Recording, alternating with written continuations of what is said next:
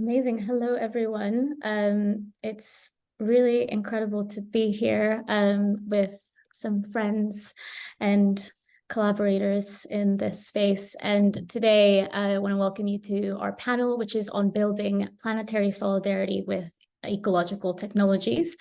We're going to be talking about how emerging technologies can form planetary solidarity and help build just and equitable futures that reconnect us back to nature. And we're going to be joined by technologists, futurists, and biodesigners, indigenous filmmakers, who are all making another world possible and rebuilding our world together for nature. So to get us started, I'm going to introduce myself. I'm Kalpana. I'm a technologist, urban greening activist, gardener, and the founder of Nowadays on Earth, a social enterprise advocating for contact with nature. And I'm super excited to be here and introduce you to our incredible speakers. So to start off with, I'm going to pass it over to Ita so he can unmute himself and introduce. And then if anyone just wants to popcorn and unmute themselves afterwards, then we'll get started. Thank you, Kalpana. Thank you for saying that mute, because it's very easy for someone to go down talking and then 30 seconds into it realize they weren't talking to anyone. And it's never good the second time. The first time is always the best. But no, as a technologist, it doesn't look good to be muted. Yeah, my name is Itamar, Ita. I'm actually in Mexico right now. I'm from here, grew up in California. And I wear many hats depending on the day. But I would say that the one thing that a lot of my work focuses on is this idea of vernacular art, architecture, design, again, depending on the scale, but really looking at local materials and on one end, looking at the history of these materials and how different peoples throughout the centuries, from native groups, from scientists, have approached these materials, but then in the same fashion is how we can look at new tools, new machinery, new computer programs, etc., to kind of get different expressions out of these materials or out of these processes. So one of the easiest ways to look at it is like when you look at the kitchen, how we've been working with the same ingredients our entire history as humans, but by having different tools, let's say fire, all of a sudden you get a barbecue, something that you would have never gotten out of a piece of meat before. Or so that's something that I'm very interested in. I've right now I'm doing a project with seaweed, and seaweed is something that's been around forever, but now by having a heat press, all of a sudden you get different characteristics out of this one material that you would have never had before. So it's kind of like re-looking at our history, at our past, with new machinery, new tools, and kind of connecting ourselves to these, I guess you could say, plants or whatever you want to call it. So that's why it's like it's one step in the past, one step in the future, and then that way you're in the present. I think that was 2 minutes.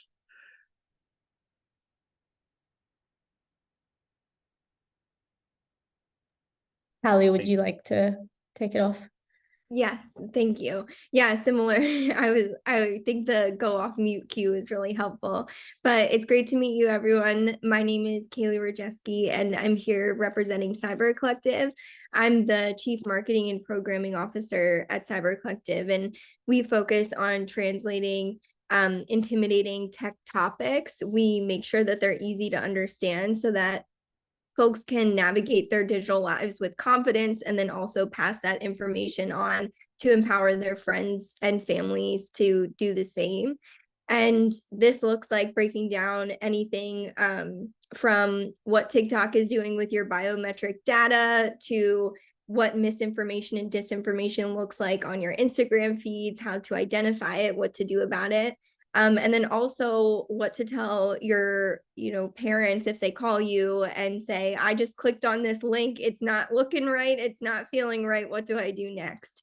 So I'm, really proud of the work that we've done, and we're excited to go further with it in the future. But I'm particularly interested in this topic because of how, we talk about nature elements, how it folds into our mission and what we do, in addition to data and privacy and cybersecurity tips and topics, one of the big things that we talk about that's at the root of everything is digital mindfulness, and how to pause, how to think critically about what's happening. And a way that we tie in digital mindfulness and coach people around that is to throw in nature elements too, because just as much as like, you know, technology and the digital world connects us, nature was kind of like the bigger picture way that we're connected on this planet. So you'll often see like those motifs woven into our brand and things like that. There's a like Gen Z saying right now, touch grass when you're too deep on technology. And that's those are the kinds of things that we play around with to make sure that people are stay grounded or can stay grounded truly in the choices that they're making online. But really excited to be here today and to learn from all of you and get the discussion going. Thank you, Callie. Scott. Olá a todos, meu nome é Scott, sou do povo Guarani Kaiowá, sou do território Pirajuí, sou do Brasil, do estado de Mato Grosso do Sul. Hello, everyone. My name is, well, I'm translating for Scott, so but he said, hello, everyone. My name is Scott. I'm from the Guarani and Kaiowá people of Mato Grosso do Sul, and I'm from the Pirajuí village, which is on the border of Brazil and Paraguay. Sou cineasta, sou indígena cineasta do meu povo, atuo na área de comunicação dentro do meu território e fora do meu território. I'm a filmmaker and I work with filmmaking within my people, both working within the community and outside of the community, using technology and film as a form of resistance. Registrando violações de direitos humanos e também pouco da minha cultura que ainda tem dentro da minha comunidade. And we focus on documenting violations of or human rights violations that take place in our community, as well as working with the elders to document the culture that remains. Ou seja, utilizando a tecnologia em prol da minha comunidade. And so using technology for the good of my people. É isso. Amazing, thank you. And I think as you can probably feel and see by now, we've got a variety of different perspectives of different thought leaders and activists working within these areas of nature and technology. So I think to get us started, Ita, you work as a bioclimatic architect, and I know you recently presented a project that focused on a community center in Tijuana, which responded to the local climate conditions, and it allowed its structures to change over time by regenerating the soil using local bacteria. So I'd love to hear first if you can explain what a bioclimatic architect is, and how do you use emerging technologies within your work to create designs that really center the rights of people and nature? Cool, thank you, Kalpana. Yeah, and then one last thing in the introduction. Yeah, the design house that I started is Casa Tamarindo, and we're based in San Diego and Tijuana. And one of the projects that I did is, so I just finished master's in bioarchitecture in London. So I did this project with two of my colleagues, Letitia Morley and Kenneth Wilson. And if you I can share my screen. I can share a quick video, which I think sometimes videos speak louder than pictures and even words. But let me just see. So this is a quick render that I did of this Tijuana Soil Center. And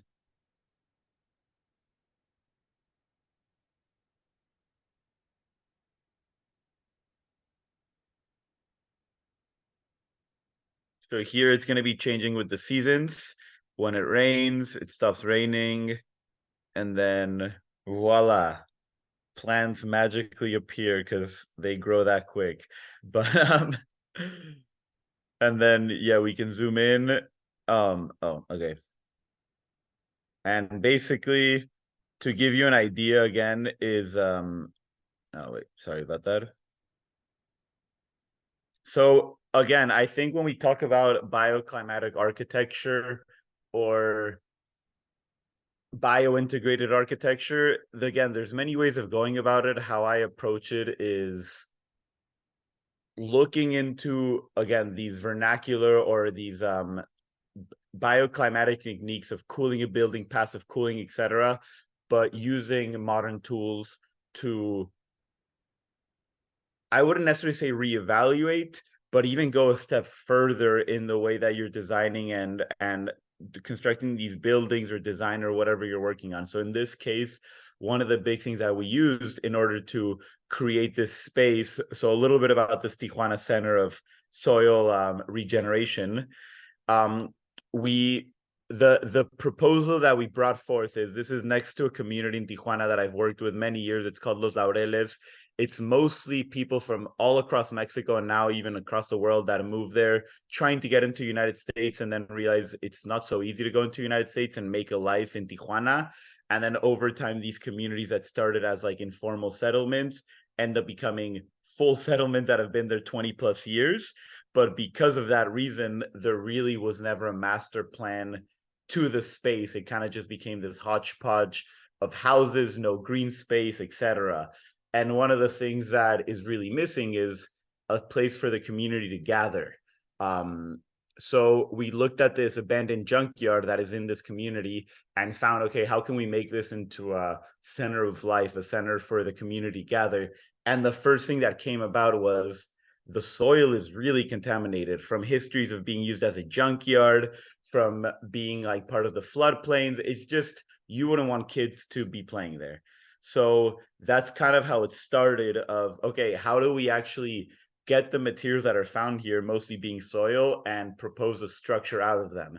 So that's when, by working with my colleagues, one of the things we proposed was the soil-based fabrication technique of how you can use a system of rammed earth, but by embracing kind of robotic fabrication, etc., to, again, explore new forms, but also make it more efficient. And then at the same time, having this earth be embedded with certain bacteria that are native bacteria that could, on two things: one, help with the bioremediation, with the cleaning of the soil, but doing that in the way of encouraging certain plant growth by the pH level, etc., that then these plants can act as phytoremediation, again, to clean the soil. So over time, how we see this is, you would have these structures that encourage certain plant growth. And the reason where I was saying about the computer programs is how these structures are placed. We were using environmental data. So like, what's crazy about today is that, and again, if I'm out of time, by all means, you can mute me or tell me, because I can go down just passionate rabbit holes, is, if you had the Egyptians, the Mayans, all these civilizations of the past that observed the sun, how it was hitting at a certain time of the year and created this beautiful pattern of like a snake going up a pyramid. You would have to observe the pathways of the suns for years before you could feel confident enough to like know how to place the building. Nowadays, you have computer programs that have been doing that for us, and now you can simulate how the sun is going to hit at X time of the year. And from an artist perspective, that is incredible. Like, the things you can do with it is like beyond just awesome. But also from a bioclimatic perspective of how you can use the sun to heat a certain part of the building or provide natural shade, you can do really cool stuff now that you would have never been able to get away with before. So how I like to see it, and that's kind of how this center kind of came about. But how I really see it is like, it's kind of like there's a really awesome quote by this man called Stuart Brand, who I would say is like the OG of like technologists. He started the Whole Earth Catalog and did a lot of these kind of like, he was also one of the precursors of like the internet, etc. But one of the quotes he's really famous for saying is like, we have become God, so we might as well get good playing it, or something among that thing. So it's kind of like, as humans get more and more advanced in their tools, the power we have gets more and more, or the responsibility that's on our shoulders gets much more bigger. So it's like, yeah, it's a big responsibility we have. So we might as well get good at playing it and make some really beautiful art in the process. I'm gonna start to quote Spider-Man now, because with great power comes great responsibility. Amen. And I And he was think the ultimate bio designer with those webs. So yes, there you exactly. go. Yeah, I think it really speaks to, I think, this incredible and essential aspect that technology has in opening up our imaginal capacities and capabilities, especially in a world that is so I think Vandana Shiva talks about it so well, the monoculture of the mind, and it is literally impossible for us to imagine a world beyond the construct that we have available to us right now. So Right, what I right. love about this project is the multi-species capacities. We're working with the elements, the plants, different entities and beings that all have a right to that space, and not just humans. So it goes towards human and non-human communities, and I know you'll talk a little bit about that later. But I'd love to hear from Scott now. As someone who centers community in their work specifically, I know that the Guarani people are facing some of the most severe humanitarian crisis across indigenous groups in Brazil. So Scott, if you can share a little bit about what's happening in your territory at the moment and how you see technology as a tool of resistance.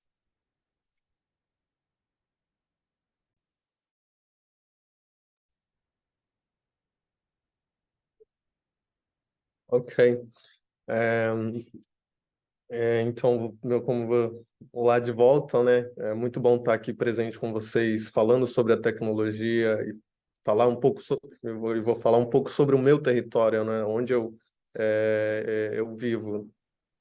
It's great to be here with everyone talking about technology, to be included in this kind of conversation. And I'm going to share a little bit about the situation among my people in the places where I live. Vou compartilhar aqui pouco do meu slide. I'm going to share here my screen with a couple of slides.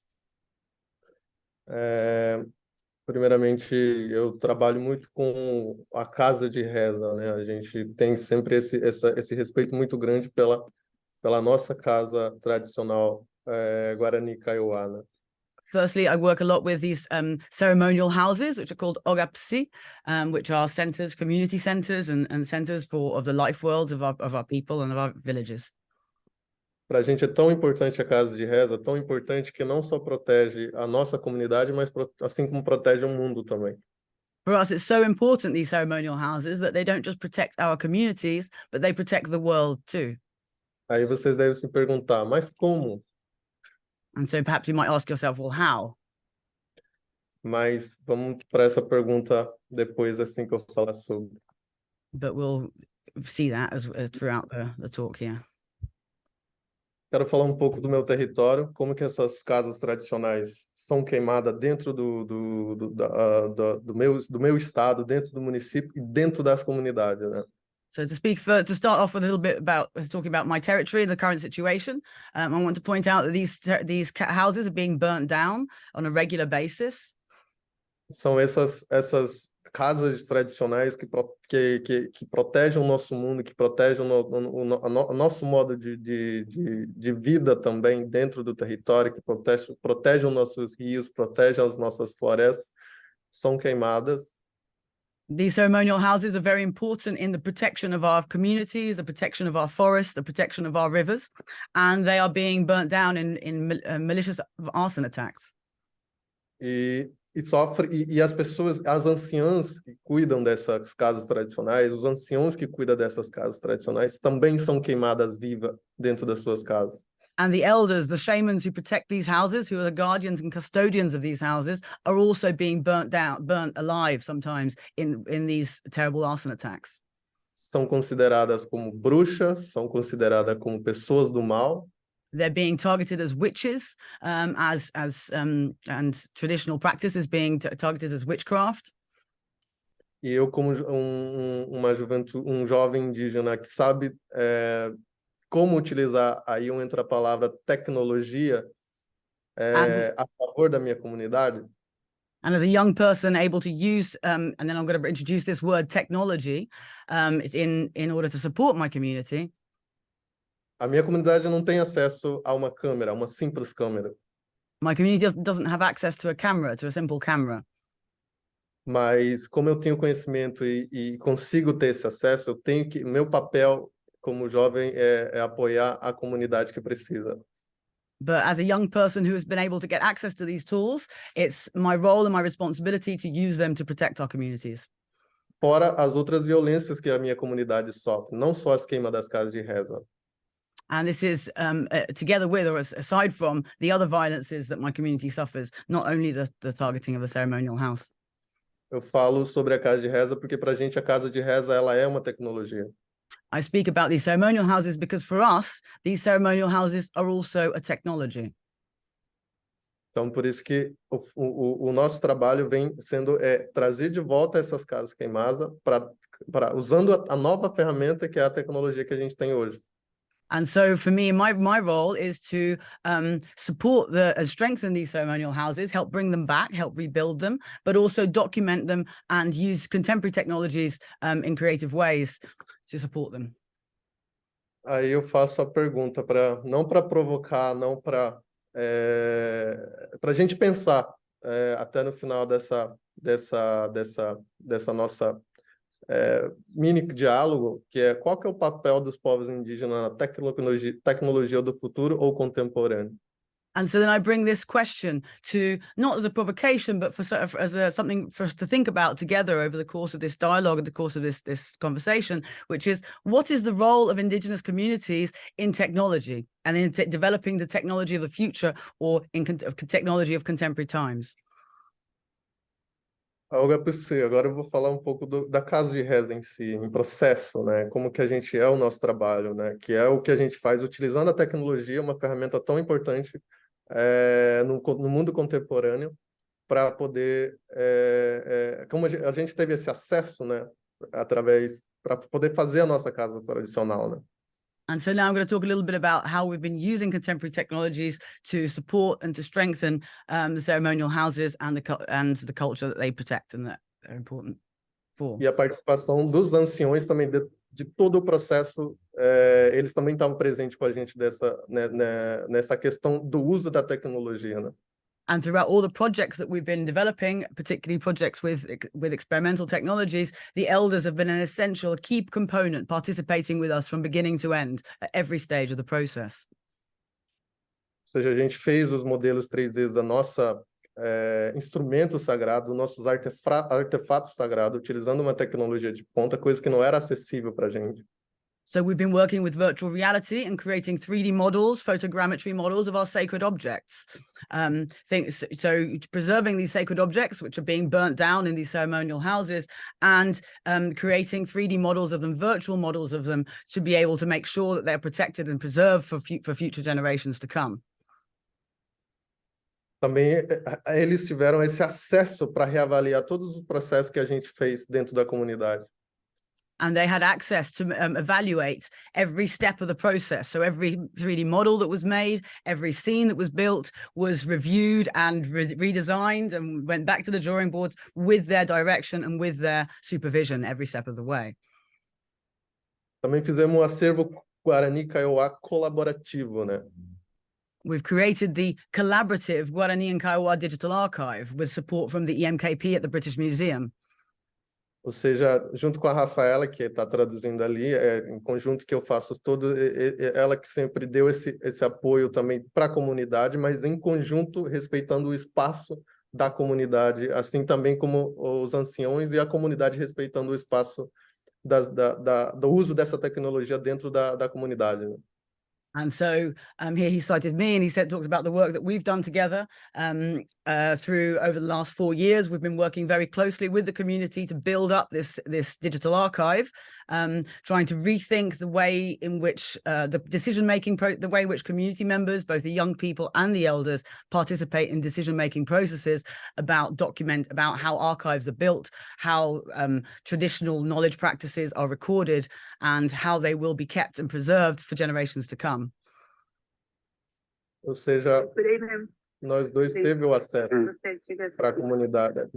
Teve o acesso e também demos acesso para a comunidade. Ou seja, aí você vê uma tecnologia sendo usada e uma outra tecnologia sendo usada. Então, são duas tecnologias ali presentes. And here you see there are two distinct kinds of technology that are working in dialogue. This is ancestral technology of how to build these ceremonial houses and the material knowledge practices that are involved, the technical knowledge that's involved in building these spaces, and the contemporary technologies using cameras, using 3D photogrammetry processes, and this dialogue between these two kinds of technologies that has been key to our entire project. Também para a gente é importante o som. For us, sound is very important too. Os anciões também tiveram esse acesso, não só os anciões, também como a juventude tiveram esse acesso do uso do som. And so the elders and young people have been working together to think about sound and think about how to preserve the ancestral sounds, the sacred sounds of our community, but using contemporary technologies to enable new forms of interaction. Experimento de som também e de imagem, até onde o som pode levar, até onde as imagens podem nos levar, até onde podemos explorar essas imagens, mas em conjunto com o uso da nossa tecnologia ancestral com a tecnologia contemporânea. And this was an experiment that we made with Touch Designer, thinking about the Guarani and Kaiowá concept of sound and the way in which sound affects materials, brought into dialogue with contemporary technologies. So there in the previous image, you saw a sound creating a 3D model. And that is a parallel is drawn there between the way in which, from the Guarani Kaiowá perspective, sound is used to create the world. Sound has material effects on the world. And so we've explored this by taking the Guarani Kaiowá sounds of chants and with the help of Touch Designer, creating 3D models out of those sounds themselves. E não só os anciões, mas os anciões também tiveram o poder de poder falar o que eles estavam sentindo. And the elders... o que eles estavam sentindo. Eles tiveram essa autonomia para poder falar e também para poder expressar suas opiniões colaborativas, em conjunto. And the elders weren't only part of the production process, but they've also been part of the dissemination. So they've been given the opportunity and the platform to speak, to be able to share their thoughts, their concerns, their feelings about the processes that are underway in terms of the tragic loss of culture, but also in terms of the important community, the solidarity projects that have been preserving and supporting the preservation of their cultural heritage.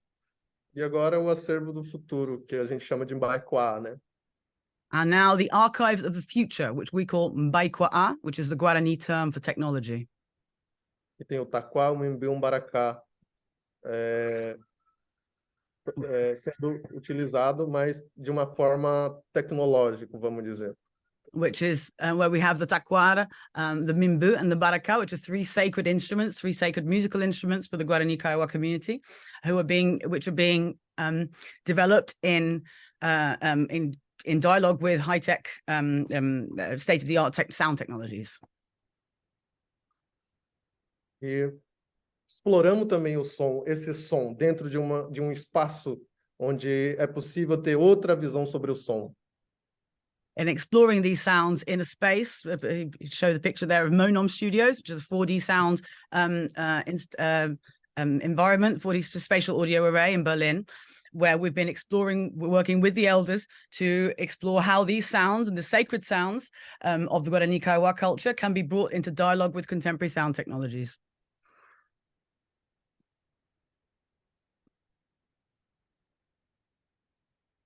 E também voltamos para poder aperfeiçoar como também os anciões, como também a comunidade quer ouvir esse som, né? Como também eles querem também entender o som, como que eles entendem, como que eles se expressam através do som. Então a gente teve também essa preocupação de ouvir a comunidade e também fazer a comunidade participar desses processos. And so we've been working with these experiments, bringing them back to the community, and so holding regular meetings to be exploring together how these contemporary sound technologies can be mobilized by the community, how they want their sounds expressed in and presented to a broader population, but also how these technologies can be brought back into the community to support local needs and local concerns. E para finalizar um pouco da minha fala, para relatar um pouco do seu Valdomiro e da dona Roselina, depois de todo esse processo de construção, todo esse processo de caminhada que tivemos junto, não só ela, mas outros anciões também.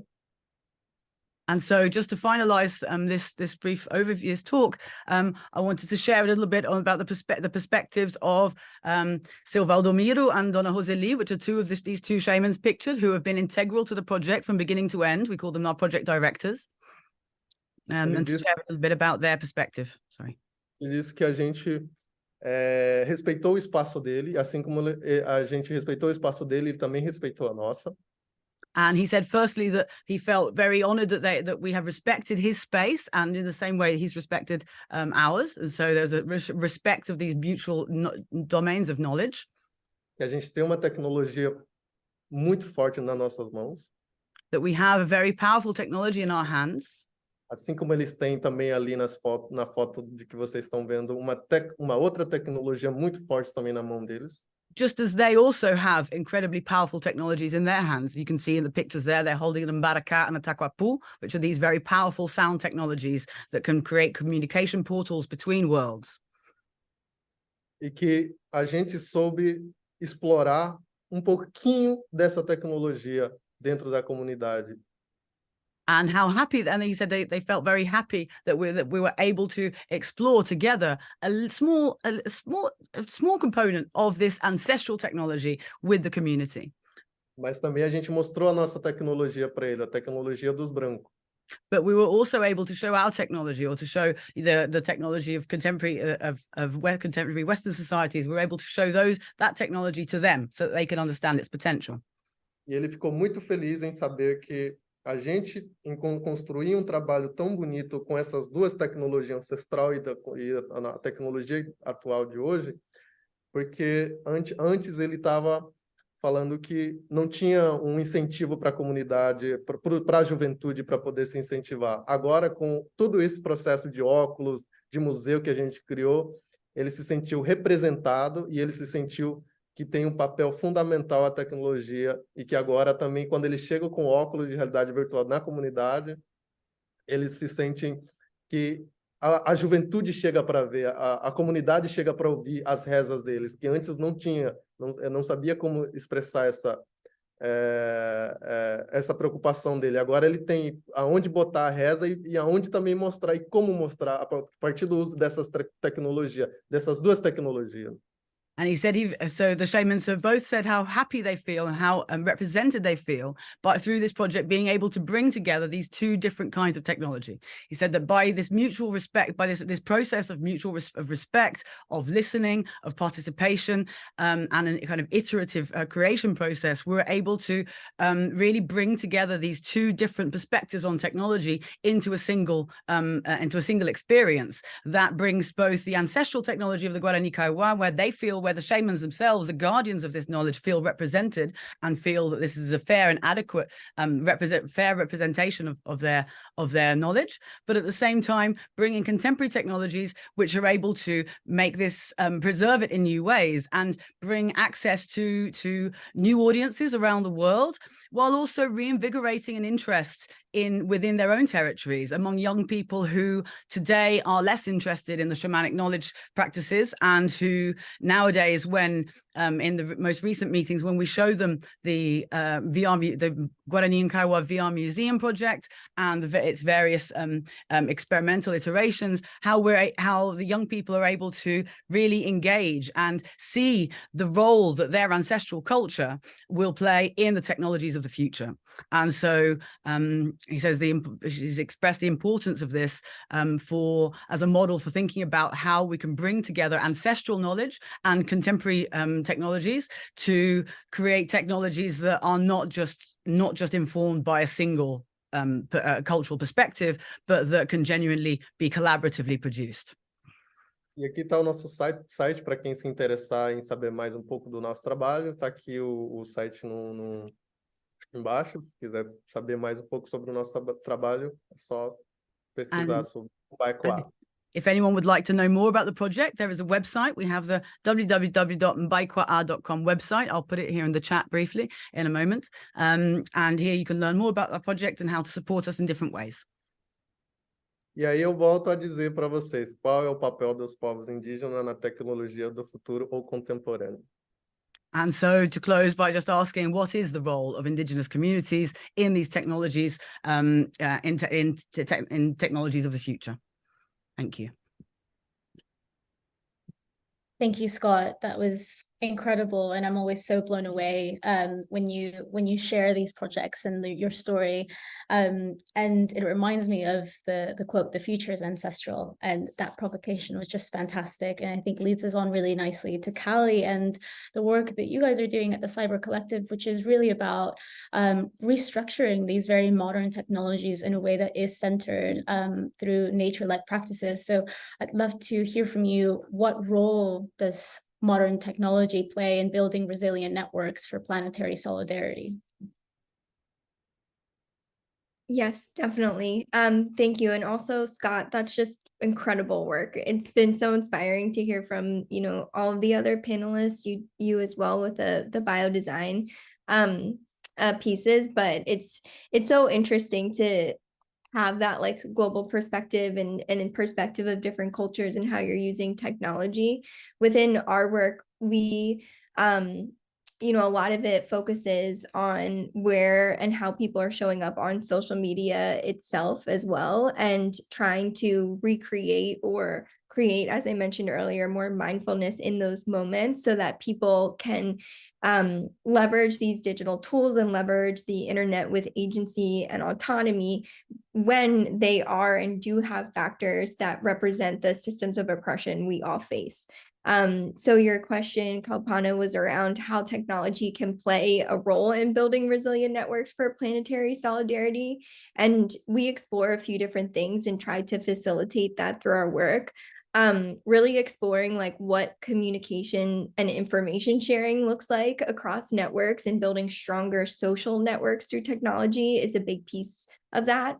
And as I mentioned before, there's some recurring topics that come up in order to do that. If we are to use technology to create, deeper connections between us as society to help us communicate with each other and mobilize for the initiatives that we care about, the social justice initiatives, the climate initiatives, we need to be able to use technology in a way that protects ourselves and allows us to understand like the risks at hand. So that's what Cyber Collective focuses on in terms of like what we teach. And then when new technologies come out, like generative AI, things that hit that like more or less like mainstream culture, we make sure to address like what the risks of that technologies are, what the benefits of it are right now for our collective goals, and how we collectively want to grow towards and build a better society. I also think like with technology, one of the things that we're exploring and then also hope to create more content about is just that data rights are human rights, and the way that technology collects data on us and what our individual power is over that data, how it's being used, and educating people on that. A lot of people in their day-to-day, and this is speaking more from like a perhaps like a US perspective, but are going through using technology to communicate to their friends and family. How is their data being captured and profited off of? And is that like aligned with what their desires are? We are spending time really putting out content about that, and then also facilitating conversations with people to understand what their sentiment is about it, how they feel about it, and also what it takes to get somebody to a more empowered state as an individual who may not be centering technology in their lives like that, so that we can better advocate as well for like a better future of technology that represents folks' opinions. So yeah, I think it plays a huge role because it's kind of a mirror. It's a way that we all stay connected, and within that we support people in playing like not a passive role in that, and allow them to understand what power they do have over how they use it, how to further like the goals that they care about, and also we say how to not get got through technology. Thanks for sharing that, Callie. And yeah, I think it provides a really nice connection with the provocation that Scott shared, around like what is the role that Indigenous peoples have in creating future technologies, especially within data rights and data science, and then how that's used to build on more future technologies. And I think within this realm of connectivity and symbiotic connections, how can we work together to actually build a future that really does center the rights of both people and multi-species justice. And I don't know where the time has gone because it's blown by, and I had so many questions for all of you. But I think I want to leave some space for the people in our audience. If you guys have any questions, please share them with us on the chat or in the Q&A. In the meantime, I'm going to do a bit of a rapid fire. So this goes out to anyone who wants to answer the question first, but I'd love to hear from all of you. There's a really great quote by Ron Finley, who's a guerrilla gardener based in LA. And he says that if you're not on the table, you're on the menu. So how can we leverage both corporate, community, and I think even government's political responsibility to help redesign our worlds with nature and not against it?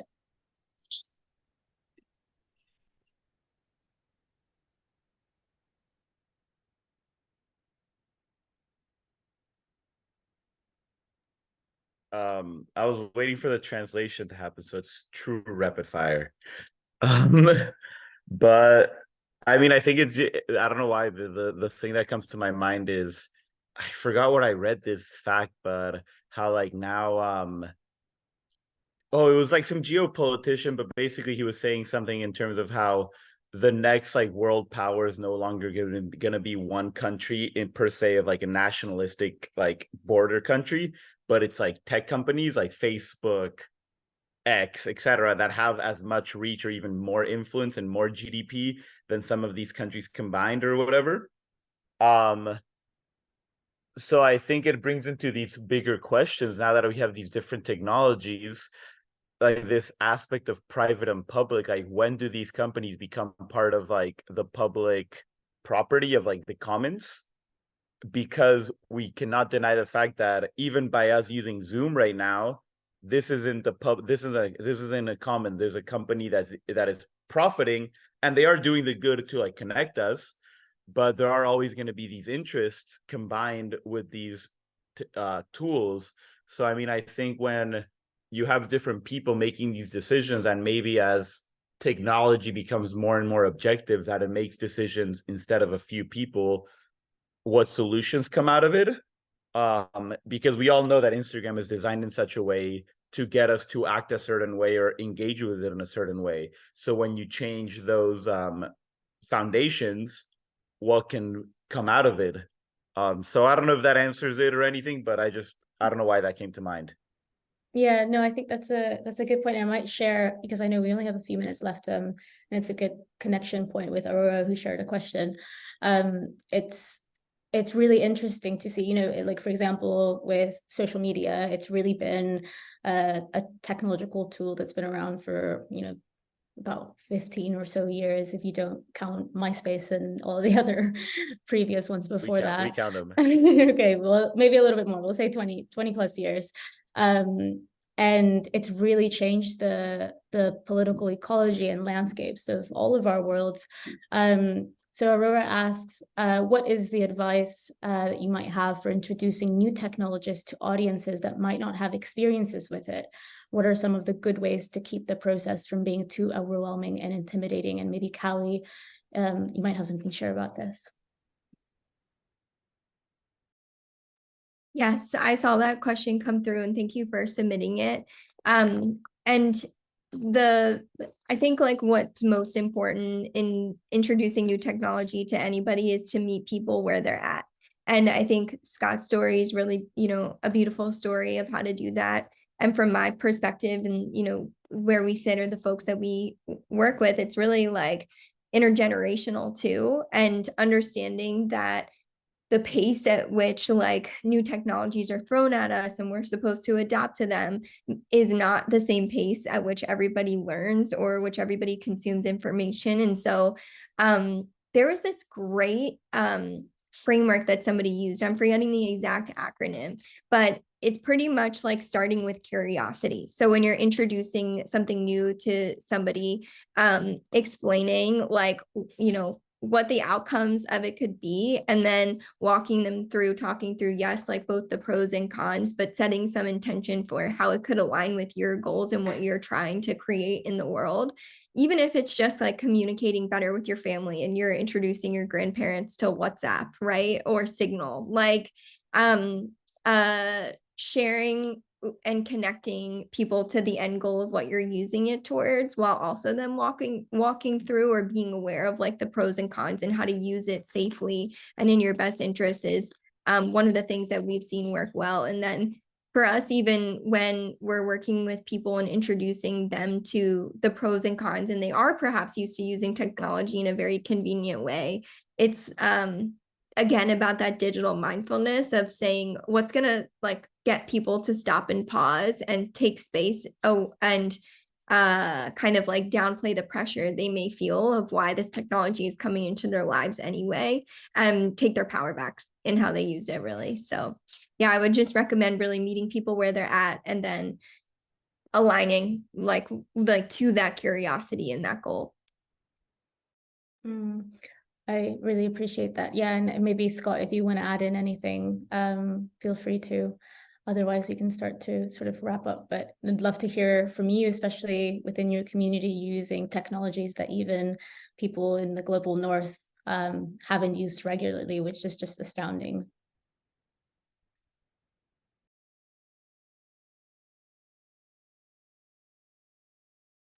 I'll just translate that.